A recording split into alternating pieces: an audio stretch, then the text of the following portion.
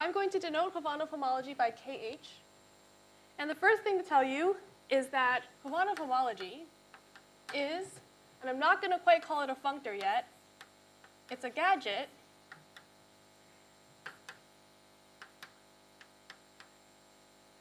that assigns for you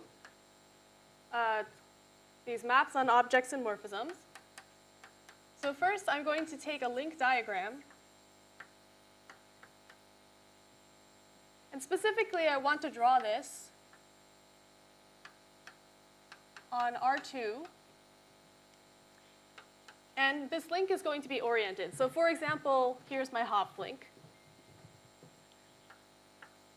And by the way, throughout this week, in these lecture series, all links are oriented, unless otherwise specified. Link L. This is going to associate a bigraded abelian group.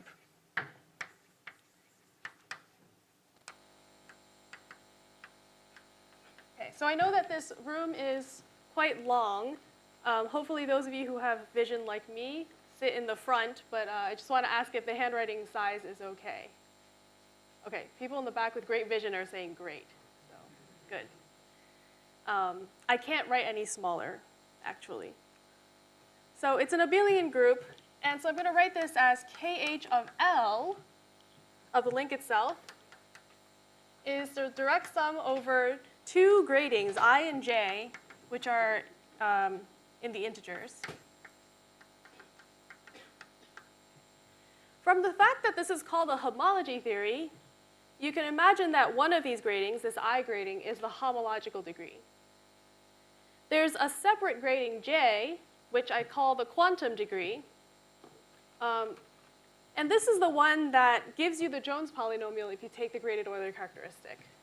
So I'm just going to note here that the graded, doesn't look that different, but the graded Euler characteristic of Khovanov homology recovers the Jones polynomial. This won't be so important to us for the rest of the lecture series, but I think this is probably like the first fact about Khovanov homology that one should know. The other thing is that I said that you associate to a link diagram a homology, and notice that here I wrote L. What happens is that links in R3, you can think of them as diagrams mod the Reidemeister moves, and given a Reidemeister move, you can find a chain homotopy equivalence that will give you the same homology here.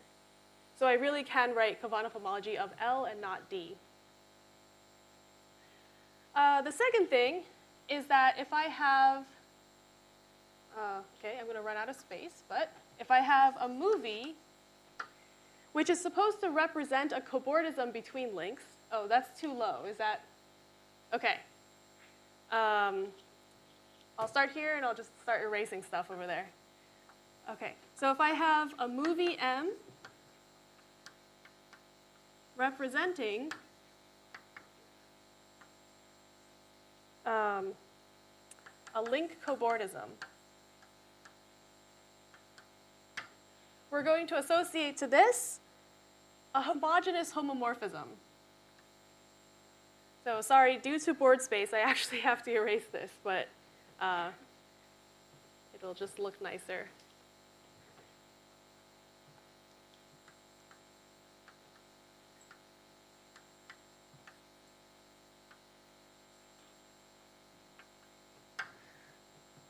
Okay, so this is going to be of bi degree, homologically 0, and with the conventions I'm using today, the quantum degree is going to be the recovering the Euler characteristic of your cobordism. Okay. This is just a general overview. I just want to point out that I'm not quite saying it's a functor because the version of Khovanov homology that I'm telling you today is actually not strictly functorial. Tomorrow we're going to talk about cobordisms. Today we're not going to really, but the only difference is that there's sort of a sign issue. There's a global sign choice. So we say this is a projectively functorial theory. But for now, if you want to think of it as a functor, that's basically correct. Okay, so now I want to direct your attention to this example here. I'm going to give you the steps for computing Khovanov homology. And this is going to be our example. Here's our link diagram. And it has two crossings. Both of these are positive. So I'm going to write down that the number of crossings is 2. The number of positive crossings is 2. The number of negative crossings is 0.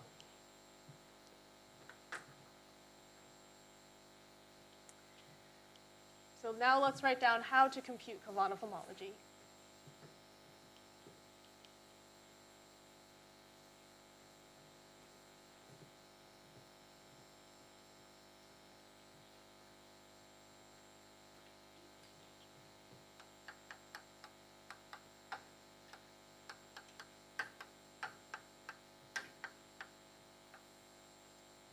Okay, so step 0,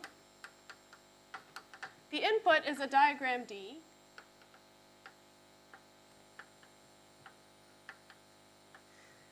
With n equals positive plus negative numbers of crossings. I want to point out here, because it's going to be important later, that when you find a diagram for a link, you are actually implicitly specifying a Blackboard framing. Okay, so implicit here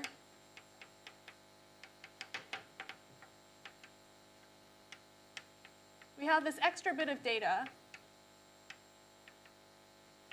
which is the framing of our link components. So here these are 0, 0 framed Hopf link components. They're 0 framed because you can see a disk whose boundary is each of those circles. Okay, so next we're going to build what I'm going to call a cube-shaped diagram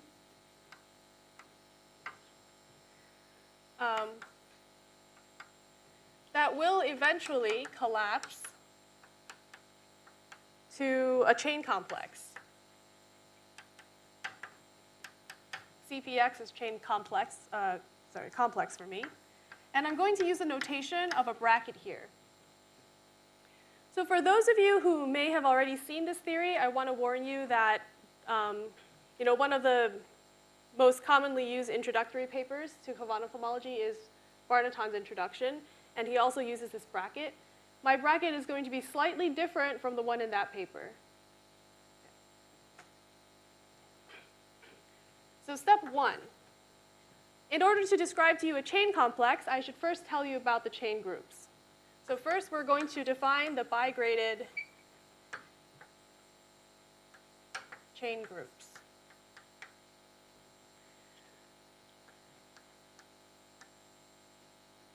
I'm going to denote by GRH and GRQ the bi-grading. These are the homological and quantum bi-gradings. Okay, so back row, is this too far down, or is, okay, you're saying this is fine. All right, I'm gonna go up to my elbow, great. So one more row. And we're basically going to do some Skein relations here, but first I'm going to tell you the base case. If you ever see an unknot with this diagram, that's going to evaluate to a very important vector space, or a abelian group, which I actually think of as this algebra. Okay. As a Z module, it's generated by two elements, this very special element 1 and this special element x. And here, these elements have gradings, which might not be the ones that you expect. So this thing, the grading is homological degree 0, but quantum grading +1. And this is grading, grading equals 0 minus 1. So it's perhaps shifted from what you would expect, given that it looks like a truncated polynomial algebra.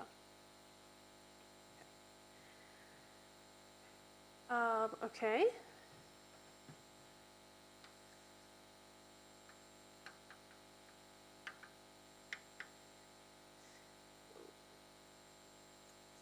next step is, if you ever see two diagrams next to each other. So for example, if you saw two unknots together, you would tensor these two together.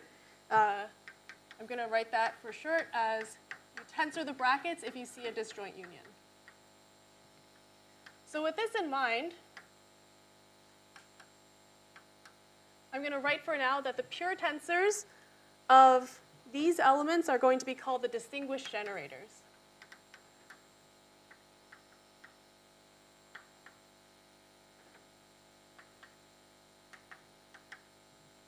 Maybe I should have put that bullet point a little later, because now you don't really see any planar circles yet, right? First I have to think about the crossings. And the key to Kovanov homology being more powerful than the Jones polynomial is that you can take the crossings and turn them into a two-term complex. And this is how you get the chain complex. So here are my two Skein relations.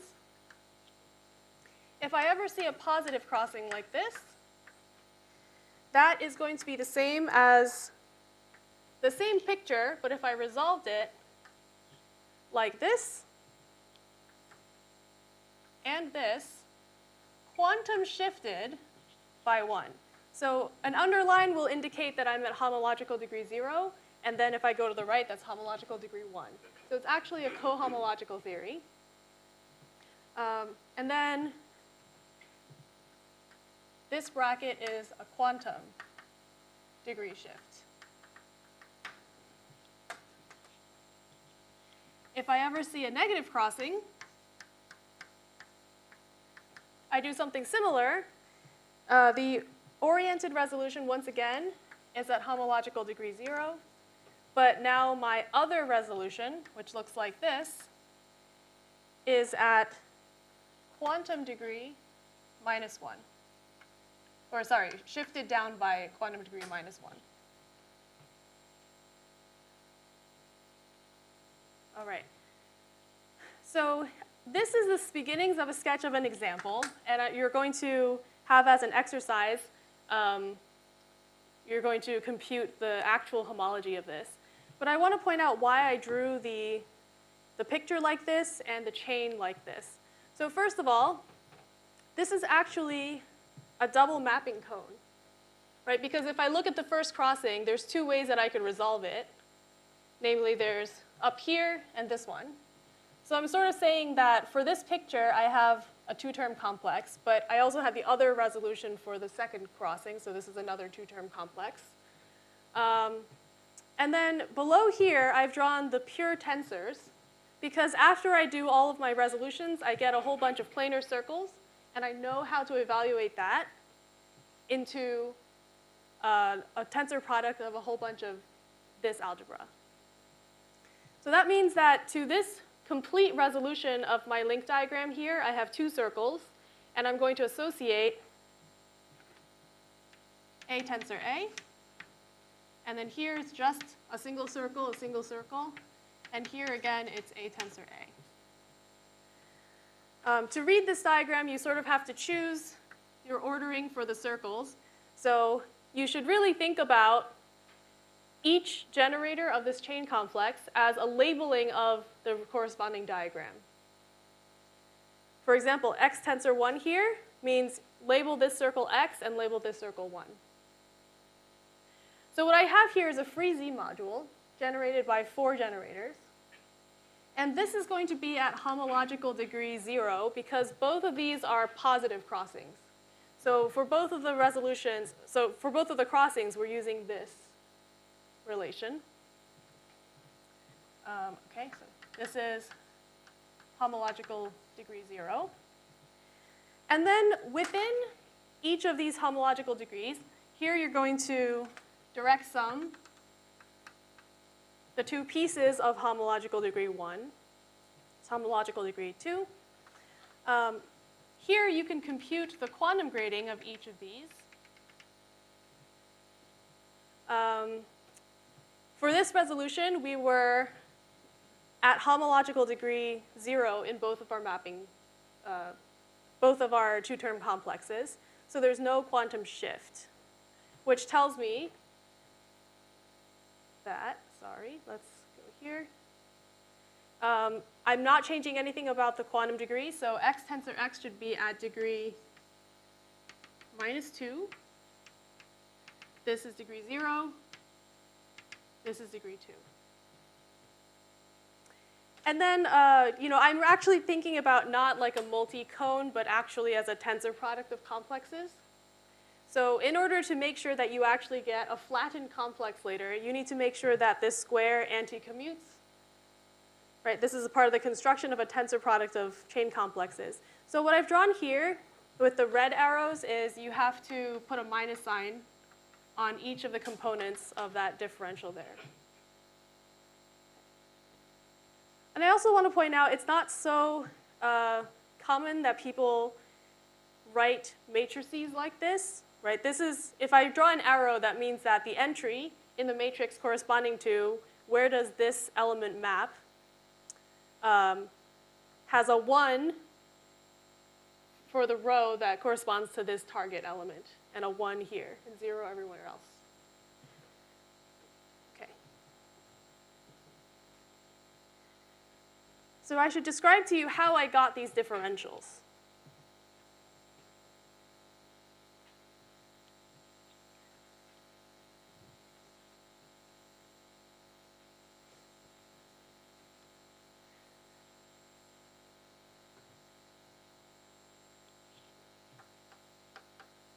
Step 2, my differentials are by degree 1, 0.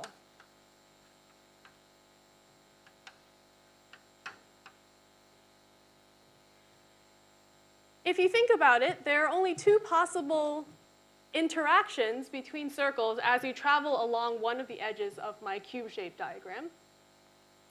For example, if I travel along this edge, I see 2 circles, and then the resolution in this neighborhood changes, or sorry, this one. And what happens is that these 2 circles merge together to become 1 circle. There's actually only 2 possible interactions. Either 2 planar circles merge, or 2 planar circles, sorry, 1 planar circle splits into 2.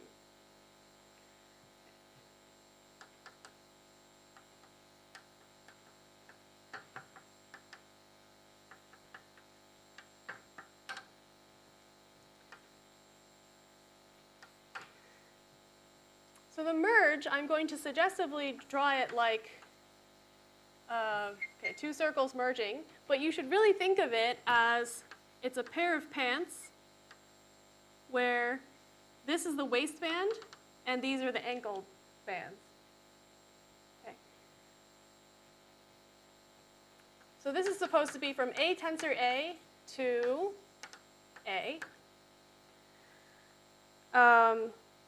Here, the map is actually given by, explicitly,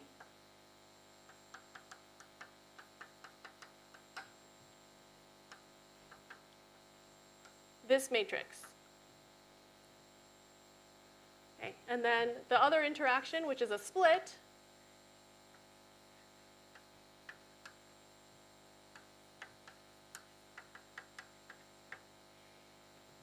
should look very dual to this one.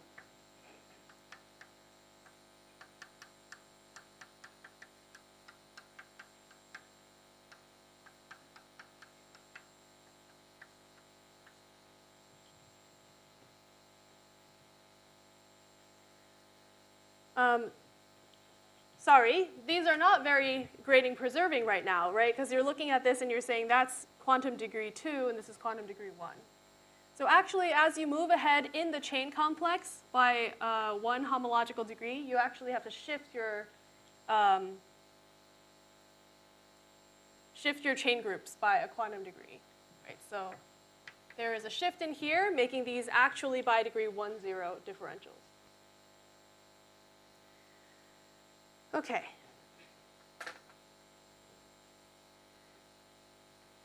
So the last thing to do, which sometimes you might not actually want to do, is to fix the fact that your diagram already implicitly had this blackboard framing.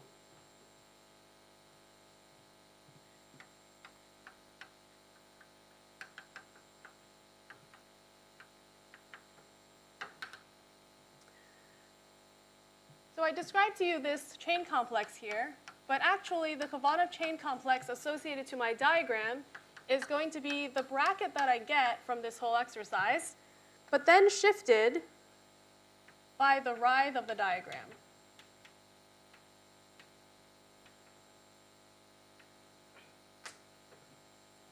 And then finally, the homology of CKH is KH of L. And I claim that it is Reidemeister invariant.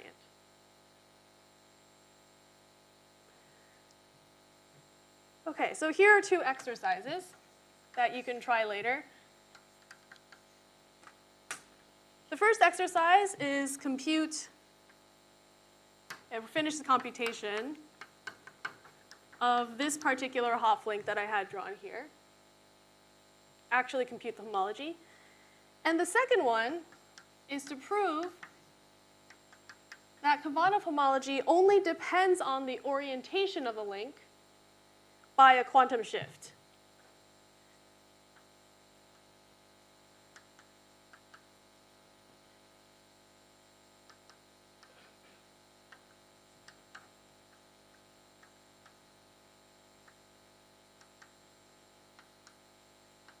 It turns out that this fact is going to be quite important to us later on when we talk about Skein lasagna modules, because Skein lasagna was actually defined on a whole bunch of different theories, all of the SLN link homology theories.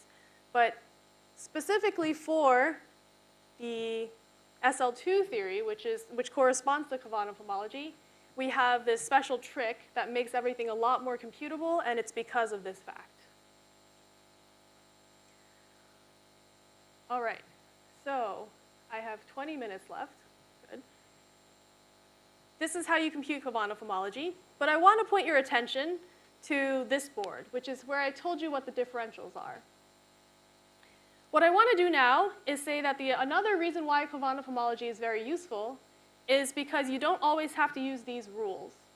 You can actually change the underlying maps to get a different version of the theory, and then you will get a lot more computable and useful invariance.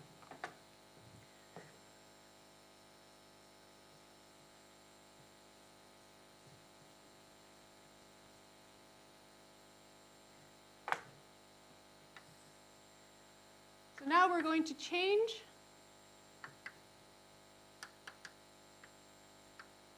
the Frobenius algebra. So I haven't told you what the Frobenius algebra was yet, but this was what used to be what I called this truncated polynomial algebra. Right, this corresponds to Kovanov homology. It turns out that my maps M and delta came from the Frobenius algebra structure on this object. But now I can consider instead a different algebra, A prime, and I'm going to work over Q and mod out by x squared minus 1, so that I now have two distinct roots. The significance of Q is that 2 is invertible in this algebra. It turns out that this gives me a theory where I get additional maps for my merge and split map. So let me just write these down for you. So merge, again, 2 circles to 1 circle.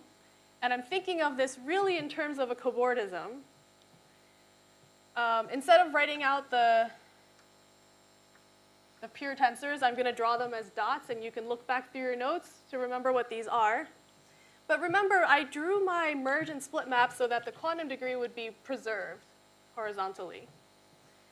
Here, I'm going to continue having my old Kovanov differentials. Okay, so this is dkh. But I'm going to add to this an extra non-graded, but rather filtered component. So x tensor x is actually going to also map to 1.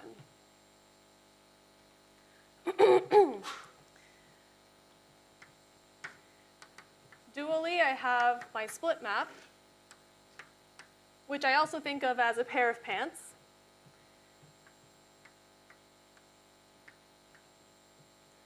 Oops, sorry. One circle on this side. I still have my Kovanov differentials, but now I have a not graded, but filtered component of my differential. So when I say filtered, I mean that all of the components of my differential are non-decreasing in quantum degree. And I'm going to give you some definitions at the end where you will use this filtration degree, which I'm going to call, to compute some important invariants. So this construction is called Lie homology. This is Lie's Frobenius algebra, and this are the Lie differentials. Okay. The important thing about Lie homology is that it has this amazing structure theorem, which means it basically tells you that the homology is not as big as Kovanov homology. In fact, it's determined, the size of it is determined by the number of link components. But it's specifically this quantum filtration that will give you a lot of information about the link.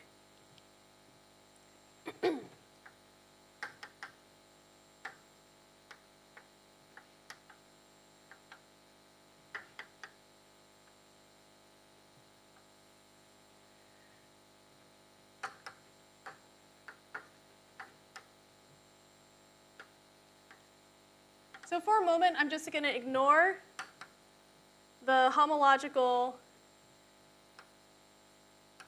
grading and the quantum filtration, because I just want to state this as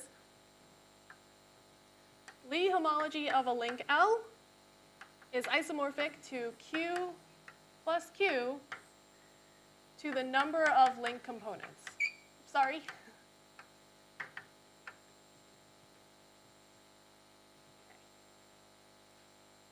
But more importantly, there's a specific basis that she gives you. There's a basis in bijection. Now, what about the link has 2 to the number of components, cardinality? It's the number of orientations of the link.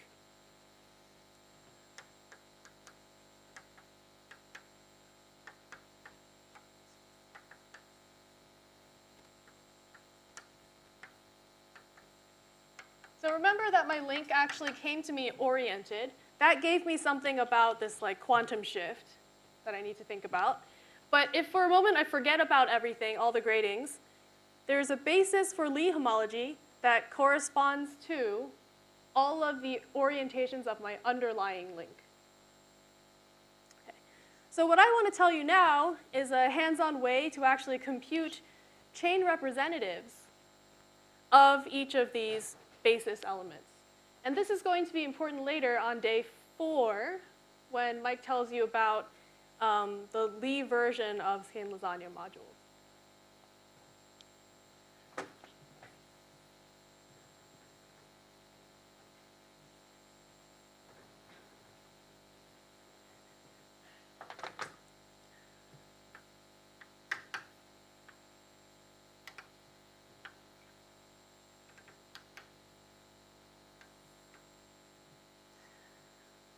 Okay, so let's also do an example here.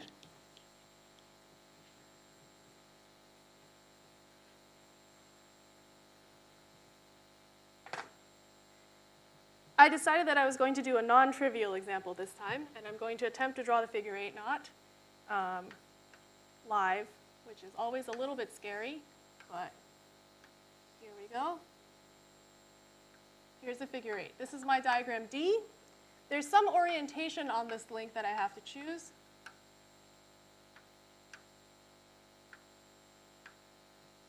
Okay. So first I start with a diagram D of the link, and it's an oriented link. Next thing I'm going to do is I'm going to checkerboard color the complement of the diagram my convention is that I don't want to shade infinity many points. So I'm going to choose to checkerboard color these parts, these components of the complement. Okay?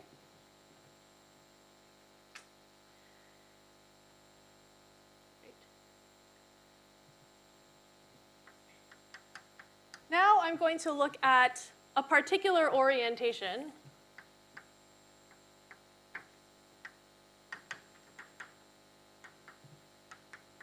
And since I'm working with a diagram, I'm going to say an orientation of my diagram D. So for a knot, there are only two orientations. Let's just say that the orientation I chose is the one that I drew. If it isn't the one that is shown here, then you just have to look at a shift of the complex. So this is actually an oriented diagram of my link.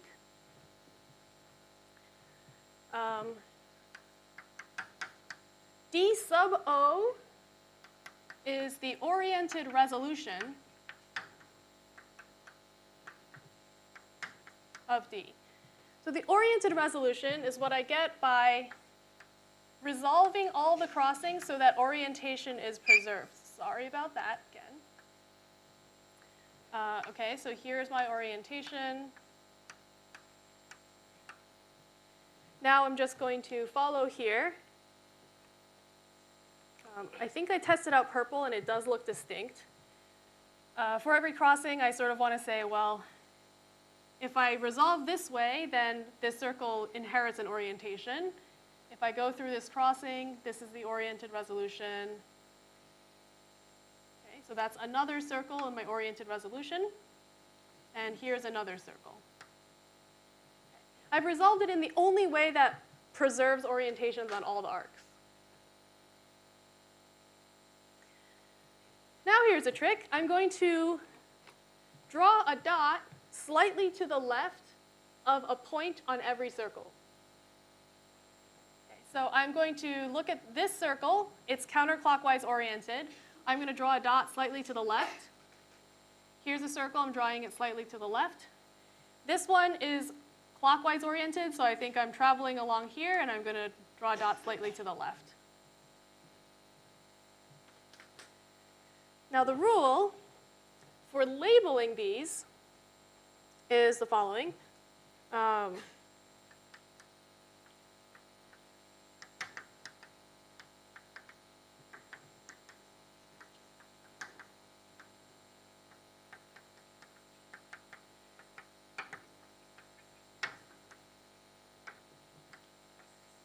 So if the dot is in the shaded region,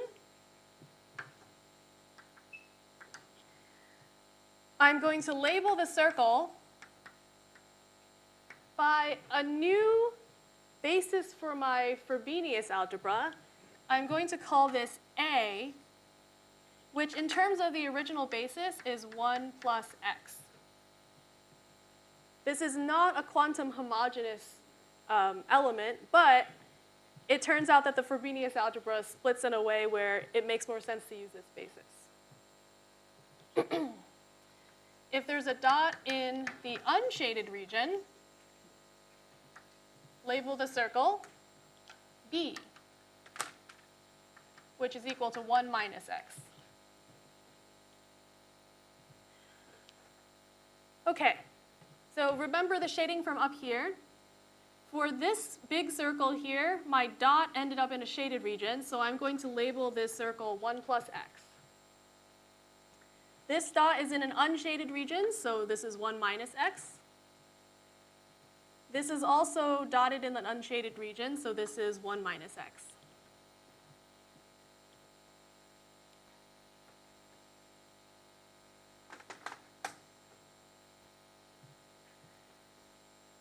Okay, I'm going to let mathfrak little s sub O be the chain represented by this labeling.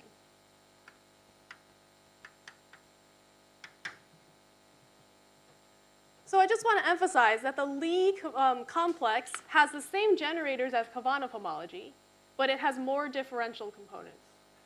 So these still are going to be some linear combination of the distinguished generators from Kovanov's chain complex, or the chain groups.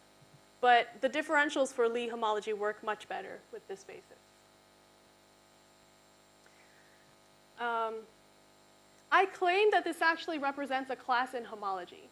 I'm not going to prove to you that, Lie's theorem here, but I think you can do as an exercise.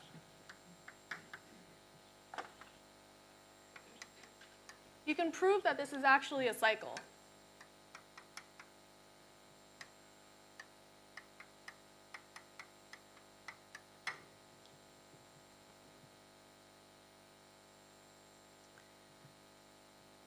Okay, so back in Lie's theorem, what I have is that the set of homology classes of specifically these orientation labeled cycles is going to give you a basis for the Lie homology.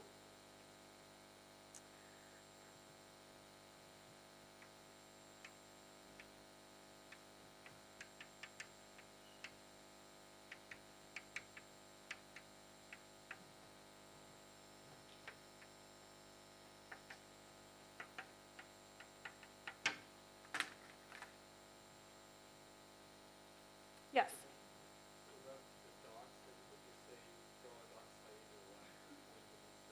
Yes.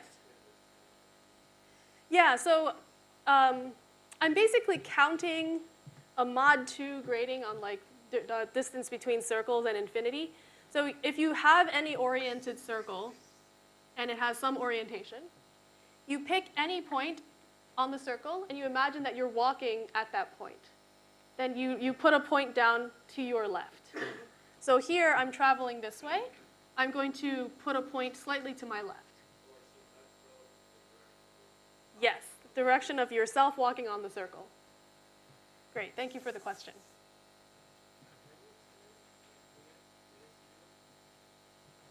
S0, yes. So S0 is specifically, for this orientation, it's this chain. It's A is 1 plus x, B is 1 minus x, right? So S is actually 1 plus x tensor 1 minus x tensor 1 minus x for this example. Great. Of course, I had to choose a labeling of the circles, like an ordering to tell you how to go from my algebra to my picture. But assuming we chose this circle, then this circle, then this circle, that would be my element. Okay, so now we get to the filtration. And the benefit of having these canonical generators is that whenever you have some special element of a chain complex and you have a filtration grading, you can then go and use that filtration grading to measure the level of that special element that you know is always there. Right now we have 2 to the number of components of L, many special generators of homology. Right? So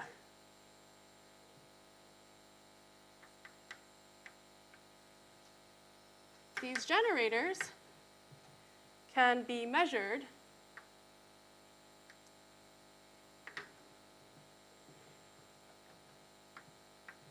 Suppose I am given one of the Lie canonical generators of homology.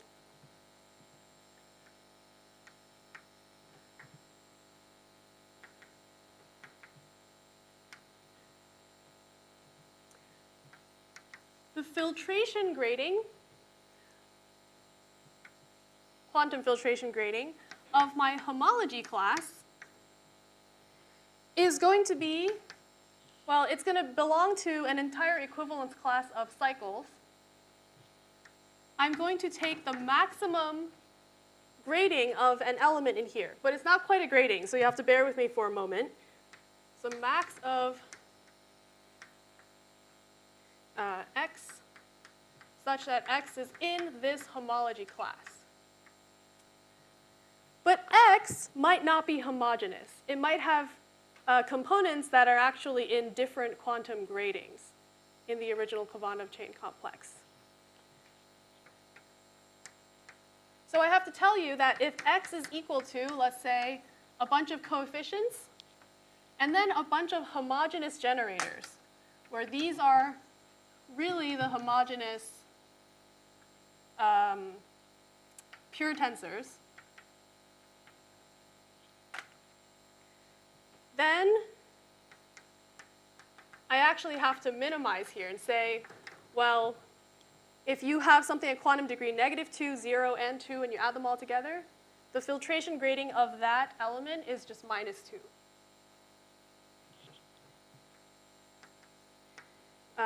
Minimum of the quantum grading of the homogeneous piece, Gi, where Ci is not 0, the coefficient.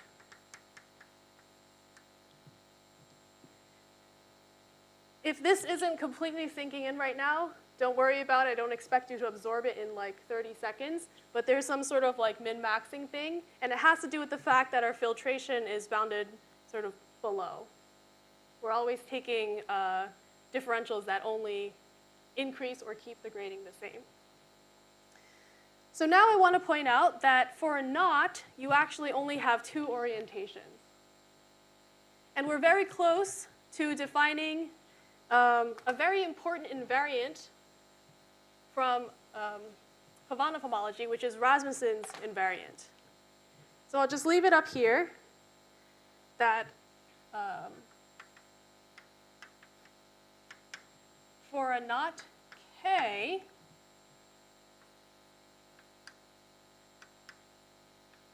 Rasmussen's invariant S of K is actually simply equal to, you pick either of the orientations of your knot, and you take the filtration grading of SO for that orientation, and you add 1.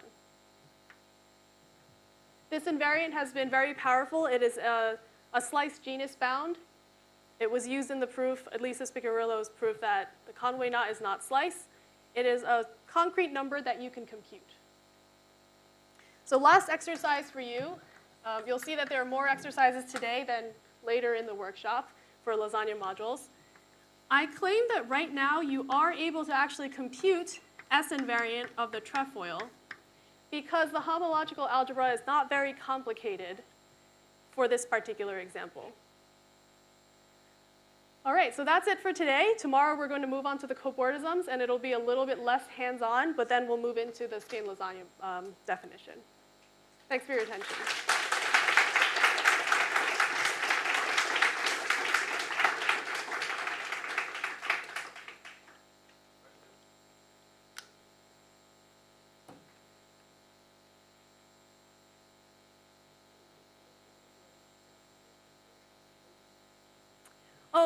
So I'm thinking of homology classes as equivalence classes of cycles. So just cycle representatives of my homology class.